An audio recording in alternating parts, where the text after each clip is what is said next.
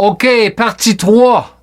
Premièrement, entreprise missionnaire, Collège biblique international en association avec les frères, avec l'Église Royaume des Sacrificateurs à Riwara, province de l'Ituri, RD Congo, Afrique. Alors, les dons de l'esprit, les dons spirituels et leur fonction dans le corps de Christ, dans l'Église. Alors, partie 3, dernière partie. Et alors, un très bon enseignement aujourd'hui, par exemple. J'avais l'idée. En tout cas, commençons avec 1 Pierre 4, chapitre 4, 10 et 11, versets 10 et 11. Comme de bons intendants des diverses grâces de Dieu, mettez chacun au service des autres le don que vous avez reçu. Le don a été donné pour les autres et non pas pour nous-mêmes. Si quelqu'un parle, qu'il annonce les paroles révélées de Dieu, seulement les paroles révélées de Dieu. Si Dieu t'en a pas révélé quelque chose, ferme ta bouche. Si quelqu'un accomplit un service, qu'il le fasse avec la force que Dieu communique, afin qu'en tout, Dieu reçoive la gloire qui lui est due à travers Jésus-Christ. C'est à lui qu'appartiennent la gloire et la puissance au siècle des siècles. Amen. Note, nous devons devenir de bons intendants et non de mauvais intendants en ce qui concerne les choses qui concernent Dieu et son royaume. Verset 10. Alors, le mot ici, je veux regarder ici le mot grec, c'est numéro 36-23 dans le verset 10, intendant. C'est l'idée de gérant de ménage, chef de ménage, steward ou un gardien. Alors, note ici, les surveillants, les dirigeants dans nos églises doivent bien gérer en tant que gestionnaires et intendants, surtout en ce qui concerne les postes de leader ou de leadership, les encadreurs. Dans le corps de Christ, nous avons toutes sortes de dirigeants. Mais gèrent-ils correctement ce que Dieu leur a confié pour accomplir? Moi, je dis non. En général, je dirais 80%. Ils ne gèrent pas bien ce que Dieu leur a donné à accomplir sur la terre. Un autre note ici. Chacun de nous a un appel, certainement, dans son corps, mais nous devons nous assurer que nous le gérons selon sa volonté, comme il l'entend ou comme il le veut, car il est celui qui nous a donné cet appel pour commencer. Et l'une des raisons pour laquelle l'Esprit a été donné à chacun de nous est de s'assurer que les choses se font selon ses plans, et non selon les nôtres. Nous sommes sauvés par grâce, mais c'est aussi par sa grâce que nous sommes appelés au ministère. Alors, le ministère doit être géré selon sa volonté, comme Jésus. Jésus a dit, je ne fais de rien de moi-même, je ne fais ce que je vois faire mon Père, et je le fais pareillement. C'est la même chose pour nous. Alors ici, un autre mot ici, je veux regarder dans verset 10, c'est diverses, concernant grâce. Les diverses grâces, c'est l'idée de plusieurs couleurs, de différentes couleurs, diverses variétés ou multiples. Alors, nous avions déjà évoqué dans notre dernier enseignement, partie 2, les diversités des dons. 1 Corinthiens 12, 4 à 6, mais c'était avec un mot grec différent. Ici, nous avons diversité de grâce. Et avant, nous avions diversité de dons, différents mots grecs. Alors pourtant, tout cela prouve une fois de plus que Dieu est un Dieu de variété. Il est un Dieu de variété et nous, en étant que ses enfants, nous ne devons jamais le limiter quant à comment, où et avec qui il veut manifester ses variétés de dons et de grâces. Chacun de nous a une diversité de dons qui travaillent à l'intérieur de nous, parce que l'Esprit Saint habite en nous.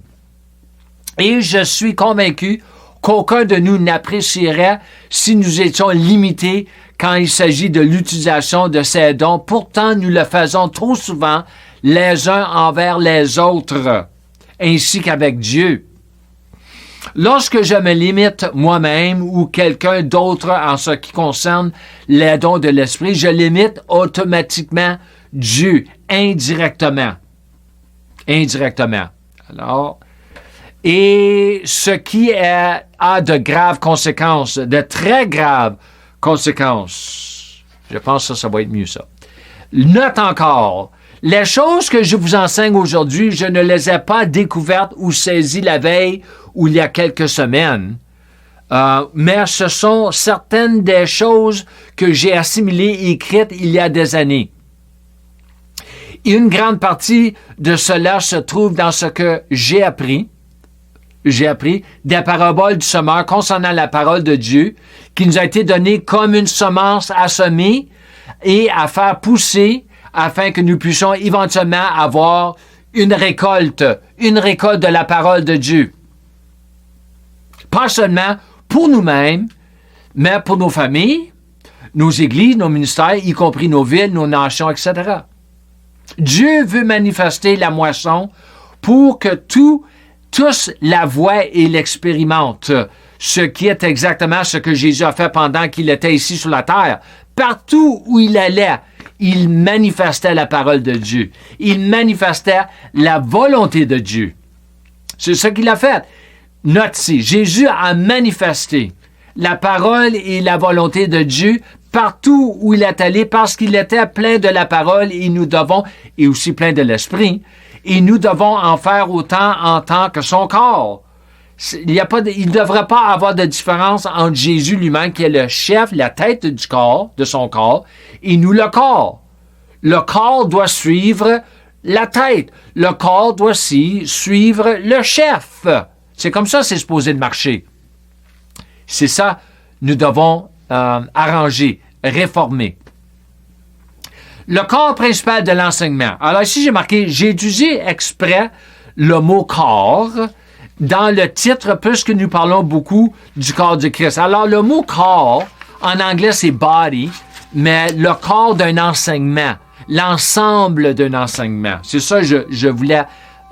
c'est pour ça que je me suis servi du mot corps, mais ça faisait aussi avec l'enseignement concernant le corps du Christ et les dons. Alors, commençons ici avec Éphésiens 4, chapitre 4, de 4 à 16, versets 4 à 16. Il y a un seul corps et un seul esprit, de même que vous avez été appelés à une seule espérance par votre vocation. Il y a un seul Seigneur, une seule foi, un seul baptême, un seul Dieu et Père de tous. Il est au-dessus de tous, agit à travers tous et habite en nous tous. Alors, 3 notes ici.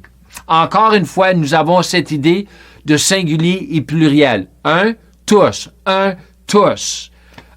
Note 2, un seul corps avec de nombreux membres différents, avec de nombreuses fonctions différentes, mais Dieu habite chacun de nous par son esprit. Alors, le moment que vous avez un être humain qui a l'Esprit Saint, qui habite en eux, il y a des dons certainement. Il y a au moins un don spirituel que l'Esprit veut se servir pour manifester ce don à travers de cette personne-là. Unité entre les nombreux membres du Christ, du corps du Christ et leurs différentes fonctions sous la seigneurie de Jésus par l'Esprit afin de faire avancer le royaume de Dieu. C'est ça la nouvelle création. C'est ça l'objectif de la croix, tout cela. Bref. Après mon retour des nations, c'est là et quand les nations, quand j'ai été, mon plus grand voyage jusqu'à maintenant, c'est 7 nations, 2 différents continents, moins qu'1 mois. C'est là et quand le Seigneur m'a montré que je pouvais commencer à travailler avec différents ministères dans différentes parties du monde, comme dans différentes nations et continents en utilisant l'Internet, les médias sociaux. Et c'est à ce moment et là que ma vision a grandi encore plus pour devenir une vision mondiale et internationale. Tout a changé pour moi avec l'Internet. Verset 7. Cependant, à chacun de nous tous, la grâce a été donnée à la mesure du don de Christ. Note, deux notes. La grâce de Dieu appartient à chaque membre du corps de Christ et pas seulement à quelques élus. Chaque dirigeant d'un organisme local doit réaliser qu'il n'est pas le seul à avoir des dons, mais que chaque membre a aussi des dons qu'il faut découvrir et adapter pour les utiliser de manière appropriée. Verset 8. C'est pourquoi il est dit, il est monté sur les hauteurs, il a amené des prisonniers et il a fait des dons, pas des offices, aux hommes. Anthropos, le grec, veut dire hommes et femmes, mâles et femelles. 9 et 10. Et que signifie il est monté, sinon qu'il est aussi d'abord descendu dans les régions les plus basses de la terre? Celui qui est descendu, c'est celui qui est monté au-dessus de tous les cieux afin de remplir tout l'univers. Tout l'univers. J'ai pas un globe ici. J'ai pas de globe. En tout cas, 11 avec 3 notes. C'est lui qui a donné les uns comme apôtres, les autres comme prophètes, les autres comme évangélistes, les autres comme bergers et enseignants. Note, selon les meilleurs manuscrits grecs, ces mots berger et enseignant doivent être lus comme berger enseignant ou berger qui enseigne à cause de ce qu'on appelle un hendiadys. Hendiadys est une figure de style utilisée pour l'emphase, la substitution d'une conjonction à une subordination.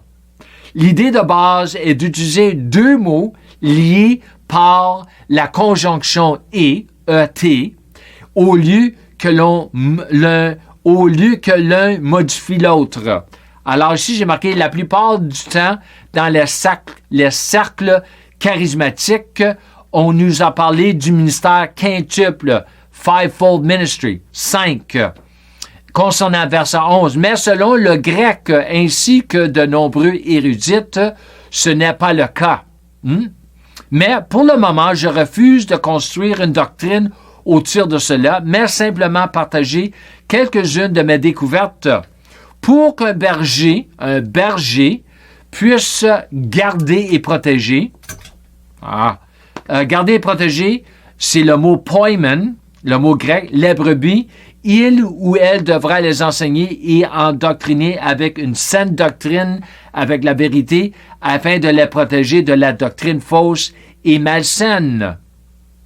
C'est à cette manière qu'un berger vraiment protège le peuple de Dieu. C'est avec la saine doctrine.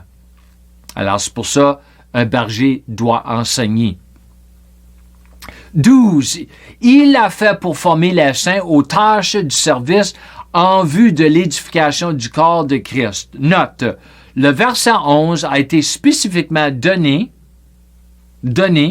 pour les saints et non l'inverse. En d'autres termes, les saints ne sont pas là pour servir les leaders, les encadreurs, mais les encadreurs sont donnés pour servir les saints. De la même manière que les gouvernements des nations sont là pour servir le peuple et non l'inverse. Tout cela sera jugé en ce grand jour. Il y a beaucoup dans le gouvernement, non seulement du monde, mais dans l'Église.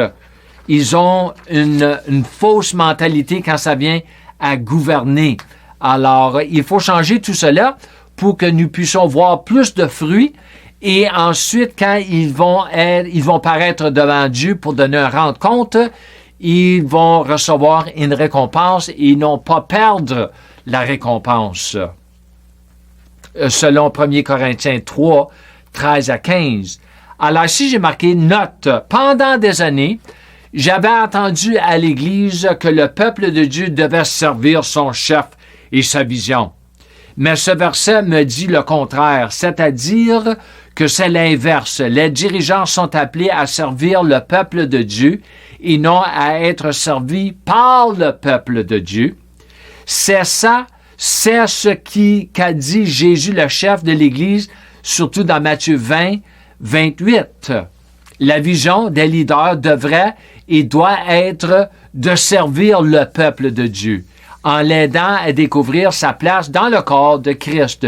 Les dirigeants ont reçu le mandat et la charge de servir le peuple et non le peuple servir les dirigeants. Et tout cela en soi provoquera toutes sortes de controverses. Je me prépare pour les controverses. Nous devons changer les mentalités théologiques dans l'Église. Quant à moi, je ne veux pas utiliser mes dons. Non. Pour être servi, mais utiliser mes dons pour servir les autres comme l'Esprit me pousse ou me dirige à le faire. Avançons à verset 13 avec 4 notes. Jusqu'à ce que nous parvenions tous à l'unité de la foi et de la connaissance du Fils de Dieu, à la maturité de l'adulte, à la mesure de la stature parfaite de Christ. Comme je l'ai déjà partagé avec vous, la vision générale de l'entreprise missionnaire est de rétablir sur la terre la vie et le ministère de notre Seigneur et Sauveur Jésus-Christ avant son grand retour. J'ai été béni, très béni par le Seigneur lui-même avec de grandes révélations au cours des années qui se rapportent à ce verset clé comme à la façon d'y marcher en réalité. Juste à titre d'exemple, imaginez si tout le corps de Christ marchait dans la première partie de ce verset concernant l'unité de la foi. Imaginez si chaque croyant croyait exactement ce que Jésus croyait. Mais c'est ça le point, parce que nous sommes son corps. Nous sommes attachés à la tête. Alors, ce que la tête croit, nous, son corps, nous devons croire la même chose, de la même manière. Nous n'aurions pas de catholiques, de protestants, de baptistes, de presbytériens, des anglicans, des charismatiques, de paroles de foi et tout cela. Tout cela s'appelle la division. C'est la division et non l'unité. Selon Dieu et sa parole, il nous met en garde contre la division. Combien de fois que les épîtres et même dans les évangiles que nous sommes avertis concernant la division. Note, ce verset m'a vraiment aidé à comprendre ce que Jésus a en tête pour tout son corps, qui est l'Église. Verset 14. Ainsi, nous ne serons plus des petits-enfants, ballottés et emportés par tout vent de doctrine, par la ruse des hommes et leurs habiletés dans les manœuvres d'égarement. Imagine-toi avoir des manœuvres pour égarer le peuple de Dieu. Quelle sorte de rencontre qu'ils vont avoir avec le Seigneur Jésus-Christ dans le jugement. 3 notes. La plus grande clé que le Seigneur lui-même, le chef de l'Église, le deuxième Adam, a donné à son corps pour nous libérer de toutes les erreurs, les faussetés, les fausses doctrines et les fausses interprétations erronées, est de nous faire marcher dans la plénitude de ce qui et de ce que nous sommes dans notre union avec lui. Marchant comme fils de Dieu et non plus comme des enfants de Dieu. Grande différence entre un enfant et un fils, surtout dans la famille de Dieu, parce qu'il y a l'élément de maturité. Même dans le naturel, chaque bébé et enfant doit ou devrait grandir et devenir mature, donc combien plus dans la famille de Dieu. En d'autres termes, pour marcher dans le verset 14, nous devrons apprendre ce qu'il faut faire pour marcher dans le verset 13. Verset 13, c'est super, puisque le verset 13 a été donné avant le verset 14 et non après. Ici, j'ai marqué « Quant à moi, j'ai appris au fil des années à ne jamais sortir un verset de son contexte immédiat, mais à au moins reculer de 5 versets, ainsi qu'avancer de 5 versets. Et encore mieux, je regarde maintenant tout le chapitre et même aller un peu plus loin, j'essaie d'assimiler toute l'épître. De cette façon, vous finirez par avoir une bonne compréhension et une bonne interprétation de versets spécifiques. Verset 15, 2 notes. Mais en disant la vérité dans l'amour, nous grandirons à tout point de vue, vers celui qui est la tête, virgule, Christ. Alors, ce verset est directement lié au verset 13, parce que le mot Christ est là aussi, à cause de la référence de Christ. Il n'y a qu'une seule tête quand il s'agit du corps de Christ. Et ce n'est pas vous ni votre prédicateur préféré. Et ce n'est pas le pape non plus, ni la Vierge Marie. 16, avec 2 notes, 3 notes. C'est de lui, Jésus, le Christ, que le corps tout entier, bien coordonné et solidement uni grâce aux articulations dont il est muni, tire sa croissance en fonction de l'activité qui convient à chacune de ses parties et s'édifie lui-même dans l'amour. Note, dans ce verset 16, nous avons une référence directe à de nombreux autres versets que nous avons déjà examinés dans nos enseignements précédents, partie 1 et partie 2, concernant le corps du Christ travaillant ensemble dans une grande unité et force, comme c'est le cas dans le corps humain. L'apôtre Paul présente des arguments solides concernant la nécessité pour tout le corps, pas une partie du corps, mais tout le corps entier, de travailler non seulement dans une grande unité entre eux, mais surtout de travailler dans une grande unité sous la seigneurie, the lordship, et la direction du Christ par son esprit. Une grande partie de ce que nous avons examiné aujourd'hui se trouve également dans l'épître aux Colossiens de l'apôtre Paul, écrite et dite différemment, mais le langage est le même, surtout dans les chapitres 1 et 2. Éphésiens et Colossiens sont appelés épîtres jumelles, parce qu'ils se ressemblent beaucoup. Environ la moitié des versets d'Éphésiens se trouvent également dans Colossiens, et dans un langage très similaire. Et c'est la principale raison pour laquelle, moi, personnellement, et j'encourage les autres aussi, j'aime lire ces deux épîtres dos à dos. Quand je lis Éphésiens, j'embarque, après j'ai fini Éphésiens, j'embarque dans Colossiens. Et si je lis Colossiens, j'embarque dans Éphésiens. Oui. Bien sûr, je crois que toute la Bible, de la Genèse à l'Apocalypse, est la parole inspirée du Dieu vivant, mais il y a une grande différence entre quoi? L'Ancien Testament et le Nouveau Testament, à cause de la croix. Donc, nous devons vivre après la croix et non avant la croix, comme des saints du Nouveau Testament et non des saints de l'Ancien Testament. En anglais, nous appelons ça pre-cross et post-cross, avant la croix, après la croix. Alors, comme je finis toujours mes vidéos, je vous encourage de marcher dans la plénitude de la grâce et de la foi de Dieu. Shalom et Amen.